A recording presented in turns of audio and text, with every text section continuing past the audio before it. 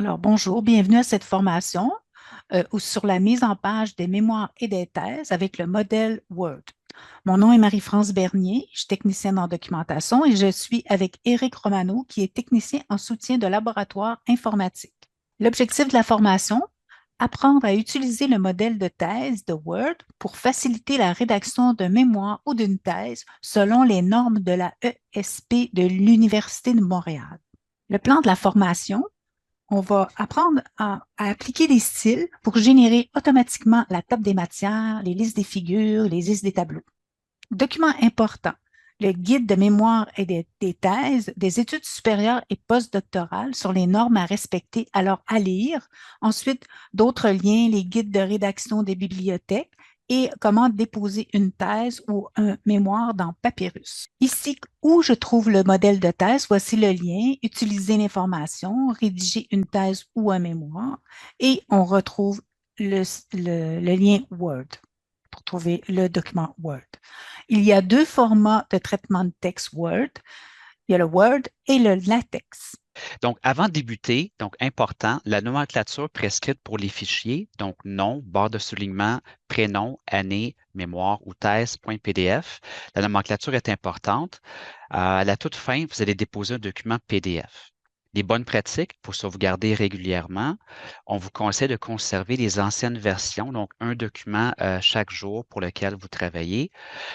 Sauvegarder dans au moins deux autres endroits différents que votre ordinateur, par exemple dans le nuage de Microsoft OneDrive. Et pour le Microsoft Office, il est gratuit pour les étudiants. Évitez d'ouvrir votre document lors de la rédaction sur une ancienne version ou sur plusieurs versions de Word différentes. Et surtout, évitez de faire voyager votre document entre un PC et un Mac. Donc, qu'est-ce que le modèle de thèse? Le modèle de thèse est un gabarit qui contient toutes les informations de mise en page et des styles.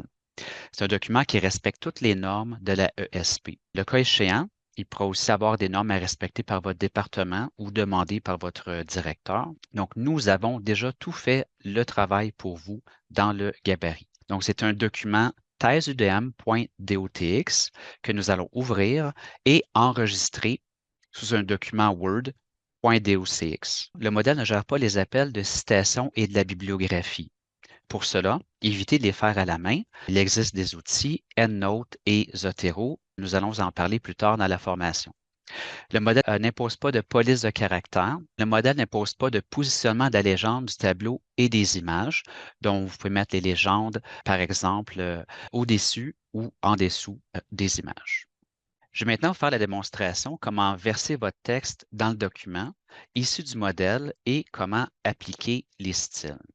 J'ai téléchargé le modèle à partir du site web sur mon bureau. Je l'ouvre. Je vais immédiatement faire Fichier, Enregistrer sous. Je vais l'enregistrer avec la bonne nomenclature. C'est un document Microsoft Word. Voilà. Donc, pour bien préparer mon Microsoft Word, je vais commencer dans l'onglet Accueil. Je vais activer le bouton Afficher tout. Le bouton Afficher tout nous indique à chaque endroit dans le document où j'ai tapé la touche Entrée. Le bouton Afficher tout nous représente chaque espace par un point et le bouton Afficher tout nous indique à chaque endroit dans le document où il y a un saut de section. Les sauts de section, il y en a plusieurs à travers le document. Ce sont les sauts de section page suivante. Je reviendrai un peu plus tard. Je vais maintenant activer la barre des styles. Donc, en cliquant sur la fléchette, donc la barre des styles est une barre flottante que je risque d'ouvrir et de fermer à plusieurs reprises à travers la formation. Ensuite, dans Affichage, je vais activer le volet de navigation. Donc, le volet de navigation nous permet de naviguer à travers les différentes sections du document rapidement. Voilà. Donc, maintenant, je vais vous parler des styles. Donc, les styles, c'est quelque chose qu'on a appliqué au document pour automatiser la mise en forme. Par exemple, ici, on a le chapitre 1. Vous voyez, c'est du texte, on a mis du texte en latin. Donc, quand nous avons écrit le chapitre 1, nous avons placé le curseur au milieu. On n'a pas besoin de sélectionner. On place le curseur au milieu et nous avons cliqué sur titre 1. Tous les titres de chapitre sont toujours en titre 1. Ensuite, nous avons les paragraphes qui sont en normal, style normal. Le titre de deuxième niveau, nous avons placé le curseur ici, nous avons cliqué sur titre 2. On a un autre paragraphe qui est en normal. Ensuite, le titre de troisième niveau, nous avons cliqué sur titre 3 et remarquez ici à gauche l'indentation, donc titre 1, titre 2, titre 3. Et les titres, c'est quelque chose qui se répète de chapitre en chapitre. Par exemple, ici, on arrive au chapitre 2. Si je place le curseur ici, vous voyez qu'il est en titre 1, de titre de deuxième niveau en titre 2, ainsi de suite. On nous pose souvent la question, à ce moment-ci de la formation, pourquoi le titre de chapitre est centré? Pourquoi il y a pas une indentation à gauche? Pourquoi il y a une indentation au titre de troisième niveau? Pourquoi le titre de quatrième niveau n'est pas en gras? C'est parce que la réponse, c'est parce que les styles ont été programmés pour s'inspirer des normes de l'APA. Donc, je vais maintenant vous montrer deux cas types. Donc, je vais faire l'étudiant qui a déjà débuté la rédaction dans un ou plusieurs documents Word pour aller verser du texte dans le modèle.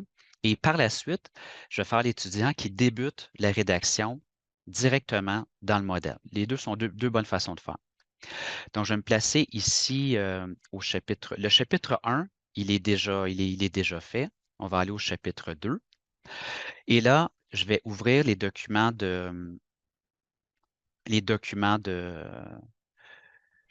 Mon texte à verser. C'est un document Word qui contient plusieurs chapitres.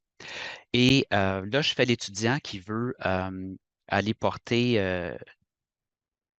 le premier chapitre, donc mon chapitre 2.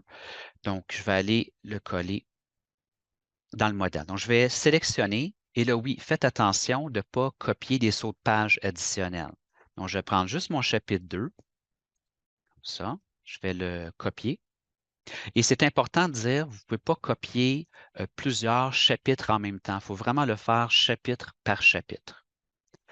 Je reviens dans mon document et là, je vais devoir supprimer ce qui est là ici pour mettre mon chapitre 2. Donc, je vais sélectionner ça ici. Je vais appuyer sur la touche Effacer. Je me retrouve avec rien.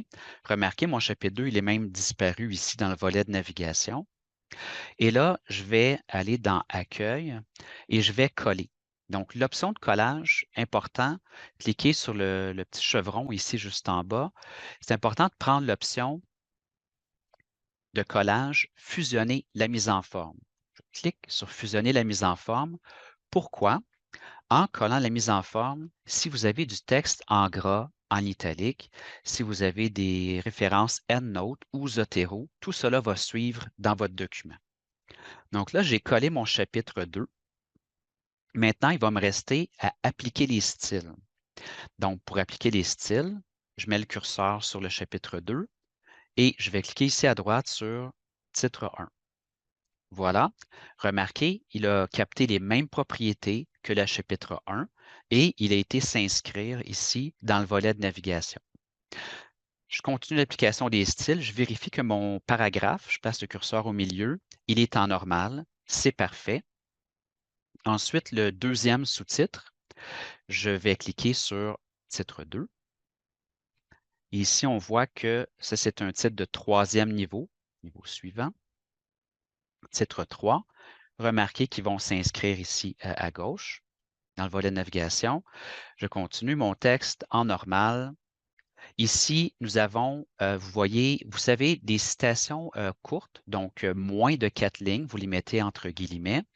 Des citations de 4 lignes et plus, nous avons un style réservé pour cela.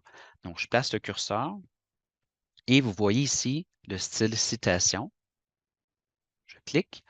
Donc, l'espace entre les lignes est réduite. Vous avez l'indentation à gauche et à droite pour une citation longue.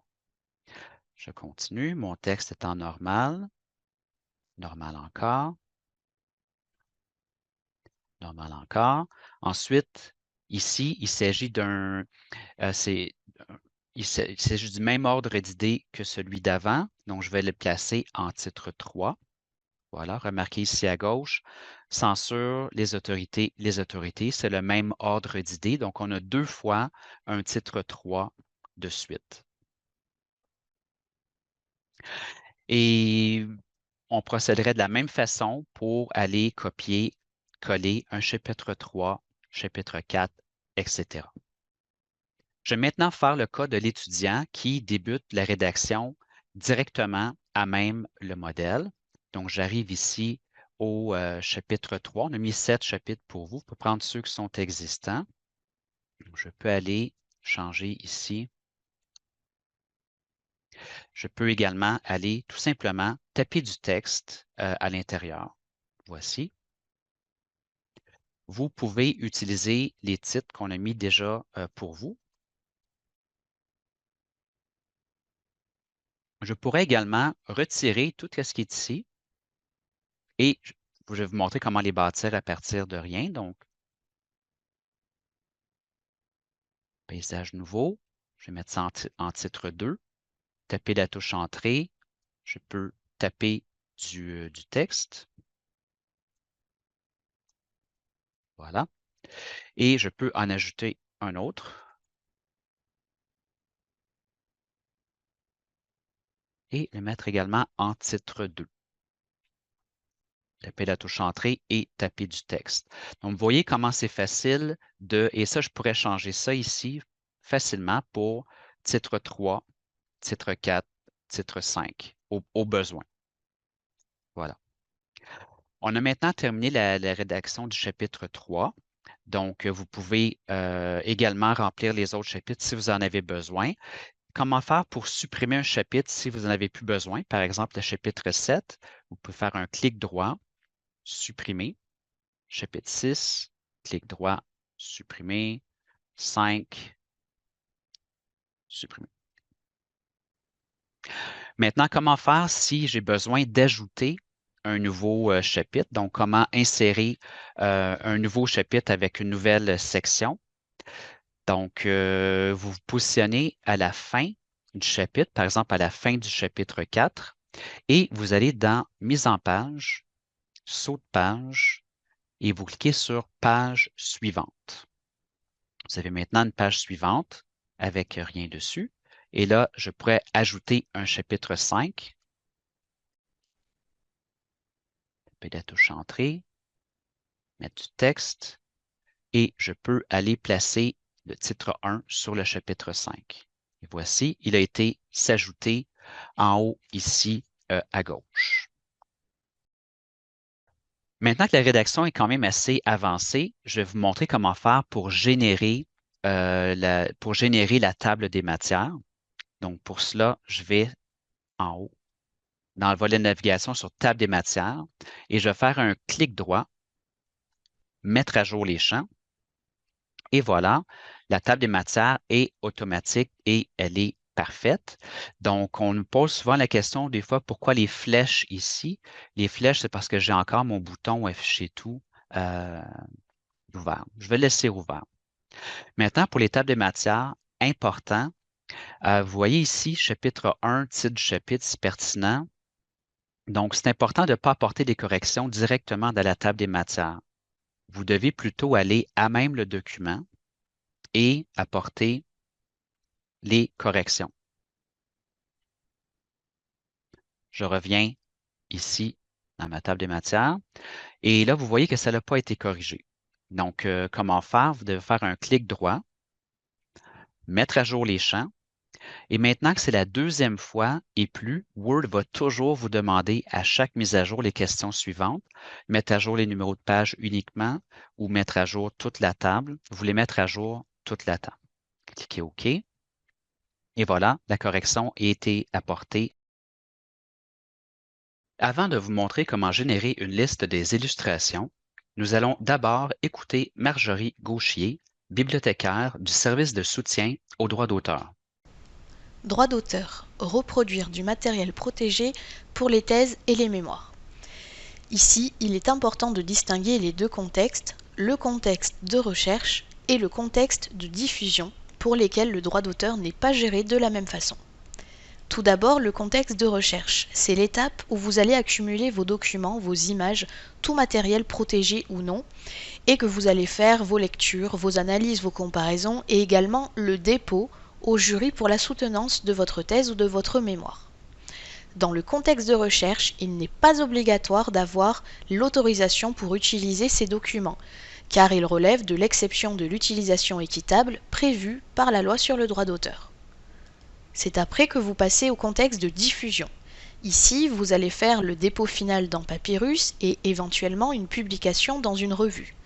Dans le contexte de diffusion, il est donc obligatoire d'avoir les autorisations pour tout le matériel protégé que vous utilisez dans votre thèse ou votre mémoire. Il vous est fortement recommandé de vous y prendre le plus tôt possible pour demander vos autorisations, car les délais de réponse sont imprévisibles. Nous vous recommandons de consulter le guide de droit d'auteur des bibliothèques de l'UDM pour répondre à plusieurs de vos questions, comme par exemple, est-ce que le matériel que je veux reproduire nécessite vraiment une autorisation ? Pensons au matériel sous domaine public, sous licence Creative Commons ou encore du matériel dont vous seriez peut-être le seul auteur. D'autres questions comme à qui je dois demander des autorisations, comment faire pour demander ces autorisations ?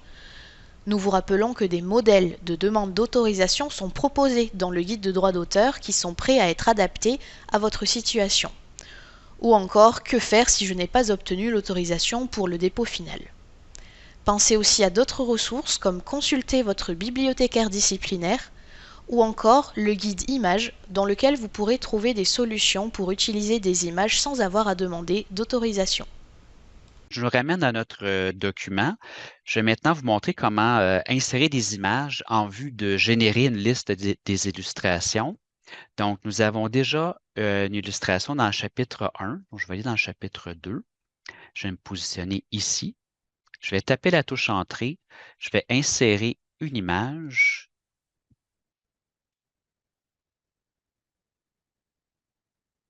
Celle-ci. Voilà. Donc, je peux l'agrandir ou la rapetisser. Quand vous insérez une image, c'est important de placer le curseur à droite, taper la touche Entrée. Ensuite, vous pouvez nommer l'image, la dame en bleu. Ensuite, on a ici le style, vous cliquez sur le style Figure. Vous voyez que la figure, c'est la deuxième figure du document Word. Word la numérote automatiquement et l'information est centrée. Je pourrais aussi cliquer sur mon image et la centrer, ça serait plus beau. Pour les images, il est important aussi vous pouvez également apporter du texte de remplacement aux images. Pour ce faire, clic droit, ajouter le texte de remplacement. Je vais fermer ma barre des styles pour cela et je peux mettre du texte ici, la dame en bleu. Fermer cela. Voilà. Donc, c'est important de faire ça pour l'accessibilité. Maintenant, on va aller dans la liste des figures et pour les figures traditionnelles, en haut ici, c'est la même chose qu'avec les tables des matières. Donc, clic droit, mettre à jour les champs et on a ici la liste des figures qui est automatique et qui est parfaite. Je vais rapidement vous montrer aussi comment faire pour insérer une image au format APA. Et voilà. Donc, une image au format APA, ça se présente un peu différemment. Donc, on a la figure. Sur une autre ligne, le titre de la figure. Et ensuite, vous insérez l'image.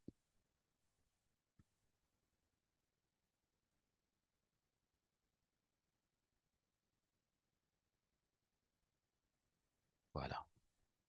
Donc, ce que je vais faire ici, je vais recréer ça ici pour vous de toutes pièces. Donc, la première chose à faire, si on veut insérer une image au format APA, donc je vais nommer la figure.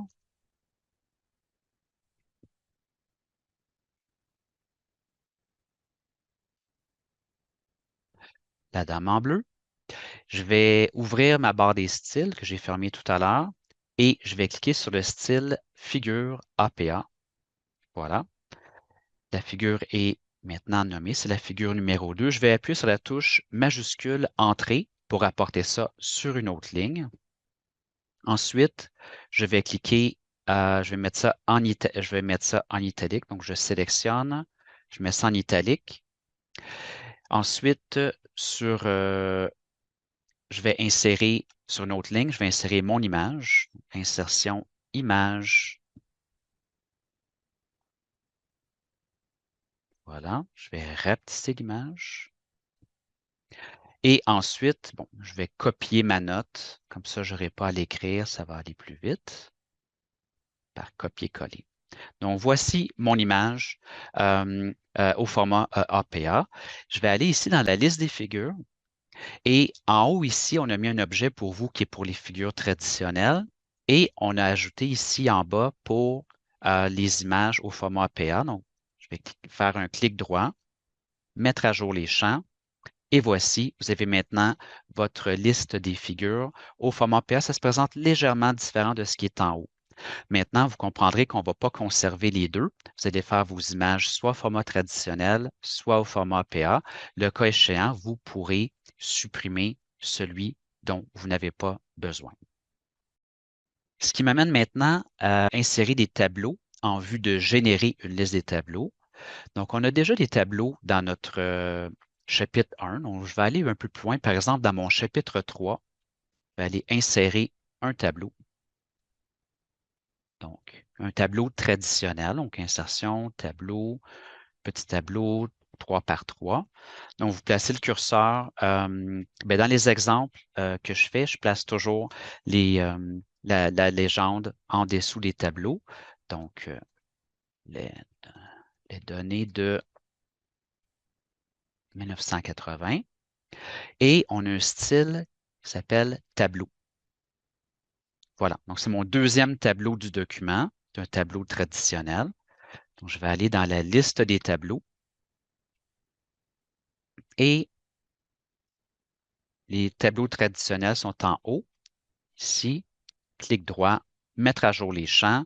Donc, ma liste des tableaux est automatique, elle est parfaite. Je vais maintenant vous montrer les tableaux au format APA. Ils sont un peu plus loin dans mon document.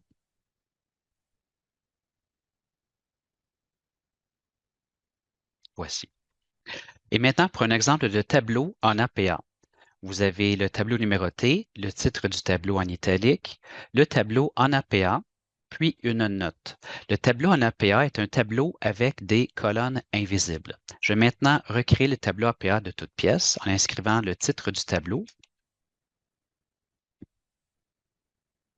Je vais maintenant cliquer sur Tableau APA. Je vais maintenant faire mon retour à la ligne en appuyant sur la touche majuscule Entrée. Je vais maintenant mettre le titre du tableau en italique. Et là, attention, vous voyez que tableau 2 est en italique. Ce n'est pas souhaité. Je vais revenir à l'arrière. Je vais mettre seulement le premier mot ici, le premier mot en italique. Je vais inscrire titre du tableau en italique. Je vais retirer les premières informations pour avoir le titre en italique. Je tape la touche Entrée. Et là, ce que je vais faire pour aller un peu plus vite, je vais copier le tableau en appuyant ici, copier. Je vais maintenant coller le tableau, puis je vais également copier la note. Voilà. Alors, voici comment on insère on fait un tableau APA de toutes pièces. Vous pouvez également utiliser le tableau APA ici présent. Vous pouvez supprimer ou ajouter des colonnes. Vous pouvez également créer un tableau en APA dans Excel, puis venir le coller ici dans votre document Word. Je vous amène dans le volet de navigation ici à gauche pour la liste des tableaux. Donc, l'objet pour les tableaux APA est en bas du document. Clic droit, mettre à jour les champs et vous avez la liste des tableaux. Et là, on va conserver une des deux, donc seulement celle dont on a besoin. Maintenant, pour changer la numérotation des chapitres. La numérotation des chapitres, c'est quelque chose que vous avez peut-être vu dans des documents sur Papyrus. Sachez que c'est quelque chose qui n'est pas obligatoire, qui est parfois recommandé. Donc, si vous voulez avoir la numérotation des chapitres, je vais vous montrer comment faire. Donc, c'est plusieurs clics de souris. Voilà. Donc, je me positionne n'importe où dans mon volet de navigation. Peu importe, j'aurai certaines corrections à faire. Et ensuite, dans l'onglet Accueil, je clique précisément sur ce bouton-ci. Et dans la bibliothèque de liste, je vais cliquer sur celle-ci.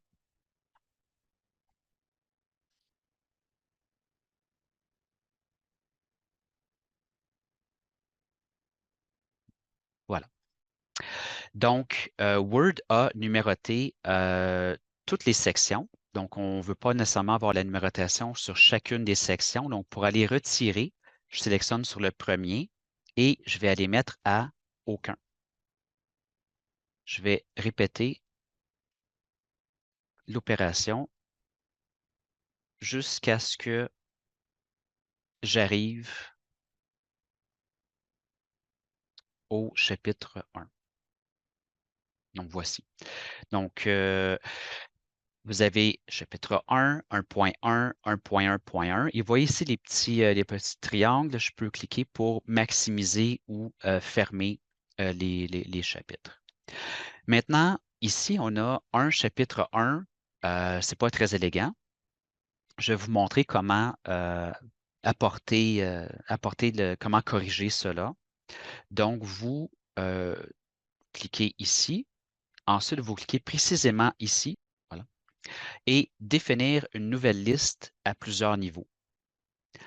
Vous laissez ça sur le 1 ici. Vous cliquez vous cliquez ici devant le 2 et vous écrivez chapitre et un espace. Et ensuite, vous tapez un espace après le 2. Vous cliquez sur le plus et faire suivre le numéro de et vous mettez rien. Cliquez sur OK. Là, maintenant, vous avez chapitre 1. Et là, il faut aller écrire, il faut aller effacer ce qu'on avait écrit. Voilà. Donc, vous avez maintenant chapitre 1, le paysage. Maintenant, chapitre 2, vous devez faire la même chose aussi, aller retirer l'information qu'on avait écrite. Et vous faites ça pour chacun des chapitres. Voilà. Ça a maintenant été automatisé. Donc, vous répétez pour chacun des chapitres et également aussi pour les références bibliographiques, vous mettez ça à aucun et les annexes, mettez ça à aucun aussi également. Important, si vous avez de l'audio ou du vidéo, donc vous ne pouvez pas avoir de l'audio ou de vidéo directement à même votre document. Vous pouvez avoir des hyperliens YouTube, mais vous ne pouvez pas avoir d'audio ou de vidéo. Si vous en avez, peut-être des données d'entrevue ou des choses comme ça doit être soumis sous forme de fichiers distincts lors de votre dépôt dans Papyrus. Je vais maintenant vous montrer comment faire pour modifier un style. Donc, je vous avais mentionné tout à l'heure que le guide des ESP n'impose pas de police de caractère. La police de caractère utilisée dans le document ici présent, c'est la police de caractère Calibri. Vous pouvez changer cela pour... en fait, ce que le guide dit, c'est que la police de caractère doit être lisible pour le lecteur. Donc, on vous recommande de vous en tenir aux grands classiques Calibri, Verdana, Times New Roman, de taille 10, 11 ou 12. Donc, pour changer la police de caractère, vous devez sélectionner le style normal et il y a une fléchette juste à droite. Vous cliquez sur Modifier. Donc, vous allez peut-être reconnaître cette fenêtre. Donc, vous pouvez aller changer la police de caractère pour, par exemple, pour la police de caractère Times New Roman. Je pourrais cliquer sur OK et vous remarquez, la police de caractère a été changée pour l'ensemble du document. Ensuite, l'autre chose que vous pourriez vouloir changer, c'est pour si vous avez des figures. Par exemple, si vous déposez dans une langue autre que le français, par exemple en anglais, au lieu d'être écrit figure 1, ça serait écrit, on voudrait écrire image 1. Donc, pour cela, le style figure, on pourrait aller le modifier dans Format, Numérotation, définir un nouveau format et on pourrait aller changer le mot figure pour image. Cliquez OK et ça serait changé dans l'ensemble du document. Même chose pour les tableaux. Tableau, modifier, format, numérotation, définir et vous changeriez tableau pour table.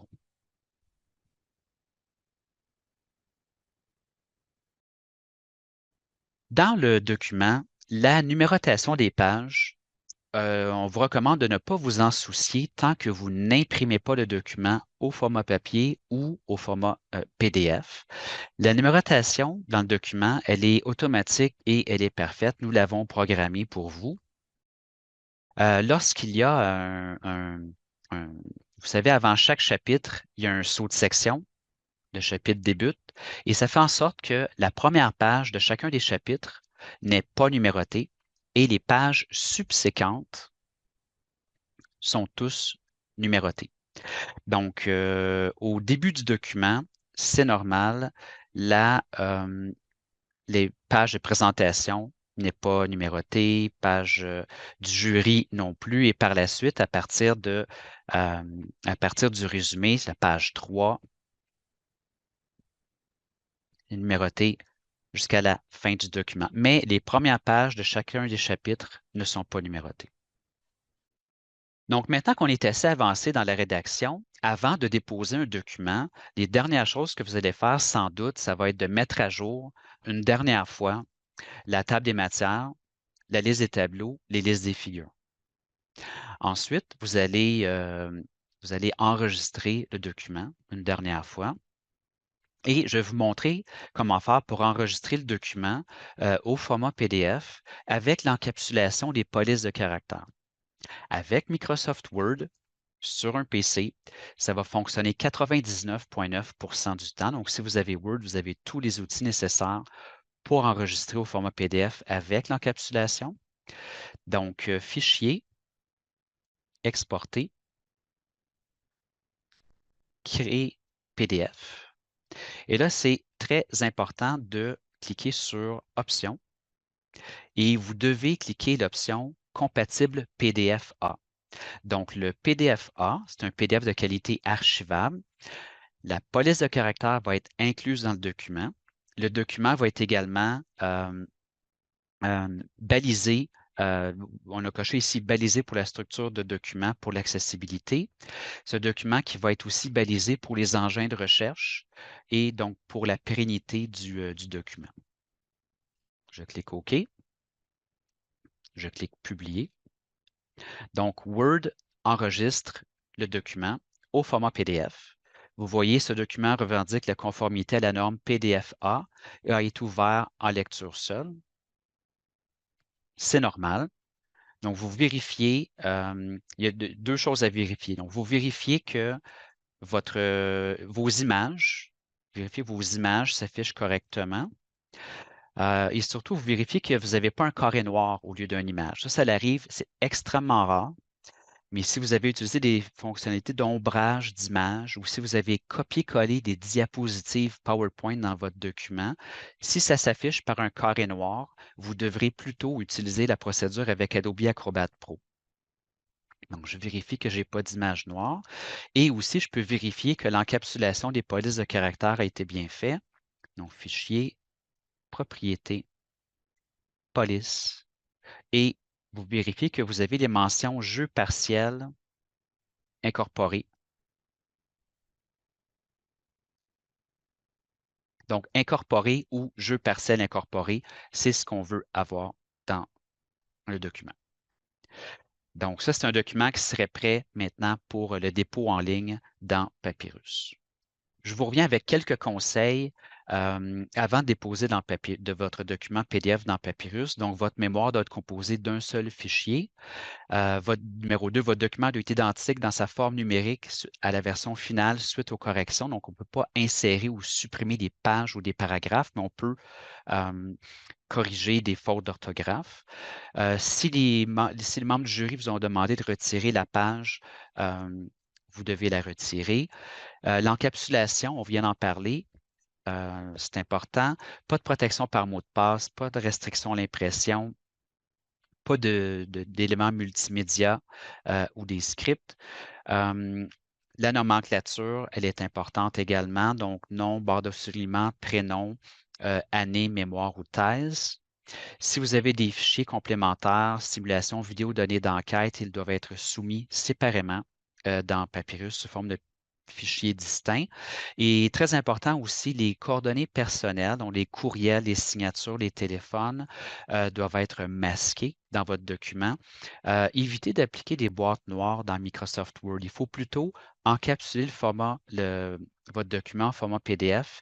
Et par la suite, nous avons une procédure à faire dans Adobe Acrobat Pro pour aller masquer les renseignements personnels. Alors oui, on vous encourage vraiment à vous servir des logiciels de gestion de références bibliographiques pour faire vos bibliographies. Les deux principaux sont EndNote et Zotero. Alors les deux sont très bons et sont faciles à installer. Alors, et qu'est-ce que ça fait, ces logiciels de gestion bibliographique? Ça permet de créer et gérer une base de données personnelle de références bibliographiques. Le gros avantage aussi, c'est qu'il va permettre d'importer des références automatiquement d'un catalogue de bibliothèques comme Sophia ou les bases de données ou les sites Internet. Ils vont les importer. Ensuite, vous allez pouvoir, une fois que vous avez vos références, les intégrer les références dans votre document Word, votre thèse, dans les citations dans le corps du texte, les notes de bas de page, la bibliographie, et selon les styles recommandés de votre département, que ce soit APA, MLA, tous les styles. Alors, il va tout faire ça. Fait que c'est vraiment pratique là, de se servir de ces logiciels. Ici, c'est un tableau, dans le fond, qui montre la différence entre les deux logiciels. Alors, vous pouvez le retrouver à ce site. Ensuite, ici, au site Utiliser l'information, vous allez avoir, dans le fond, du tutoriel sur EndNote et Zotero, comment l'utiliser. Aussi, également, vous avez la possibilité de suivre des formations. Ça se donne dans toutes les sessions. Alors, comment bien utiliser ces deux logiciels. Et ici, on a un tableau des styles recommandés selon votre département. Alors, c'est important de savoir c'est quoi le style APA à Vancouver. Alors, c'est très important de savoir quel style.